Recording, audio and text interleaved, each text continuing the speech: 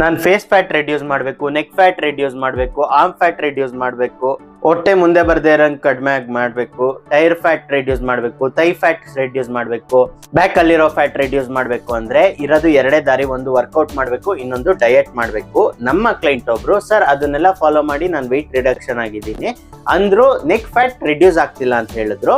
ಅದಕ್ಕೆ ಉತ್ತರ, ನಿಮ್ಮ ವೆಯ್ಟ್ ನ ಇನ್ನಷ್ಟು ಕಡಿಮೆ ಮಾಡಬೇಕು. ಎಲ್ಲಿವರೆಗೂ ಅಂದ್ರೆ ನೀವು ಕಾಲೇಜ್ ಡೇಸ್ ಅಲ್ಲಿ ಇದ್ರಲ್ಲ ಆ ವೆಯ್ಟ್ ನ ಅಟೈನ್ ಮಾಡಬೇಕು, ವೆಯ್ಟ್ ಟ್ರೈನಿಂಗ್ ಮಾಡಿ. ಅಗೈನ್ ಆರ್ಮ್ ಫ್ಯಾಟ್ಗೆ ಆರ್ಮ್ ಎಕ್ಸಸೈಸು, ನೆಕ್ ಫ್ಯಾಟ್ಗೆ ನೆಕ್ ಎಕ್ಸಸೈಸು, ಹೊಟ್ಟೆ ಫ್ಯಾಟ್ಗೆ ಹೊಟ್ಟೆ ಎಕ್ಸಸೈಸ್ ಅಂತಿಲ್ಲ. Regular gym workout, weight ಎತ್ತಬೇಕು.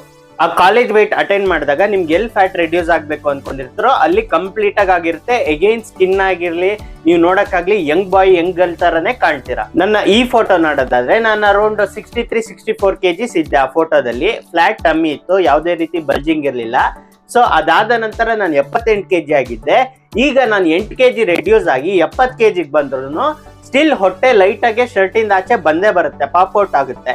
ಯಾಕೆ ಅಂತ ಅಂದ್ರೆ ಕಂಪ್ಲೀಟ್ಲಿ ಫ್ಯಾಟ್ ರೆಡ್ಯೂಸ್ ಆಗಿಲ್ಲ ಅಂತ. ಸೊ ನಾನು 8 kg ರೆಡ್ಯೂಸ್ ಆಗಿದ್ದೀನಿ, ಹೊಟ್ಟೆ ಇನ್ನು ಕಡಿಮೆ ಆಗಿಲ್ಲ ಅನ್ನೋದ್ರೊಳಗೆ ಅರ್ಥನೇ ಇಲ್ಲ. ಹೊಟ್ಟೆ ಕಂಪ್ಲೀಟ್ಲಿ ಹೋಗಿ ಫ್ಲಾಟ್ ಆಗ್ಬೇಕು ಅಂದ್ರೆ ಮತ್ತೆ ನಾನು 64 kg ರೀಚ್ ಆಗ್ಬೇಕು. ಮತ್ತೆ ಹೇಳ್ತಾ ಇದೀನಿ, ನಾರ್ಮಲ್ ಜಿಮ್ ವರ್ಕೌಟ್ ಡಯಟ್ ಮಾಡಿ ವೆಯ್ಟ್ ರಿಡಕ್ಷನ್ ಆಗೋದ್ರಿಂದ ಎಲ್ಲಾ ಬಾಡಿ ಪಾರ್ಟ್ ಅಲ್ಲೂ ಫ್ಯಾಟ್ ರೆಡ್ಯೂಸ್ ಆಗುತ್ತೆ.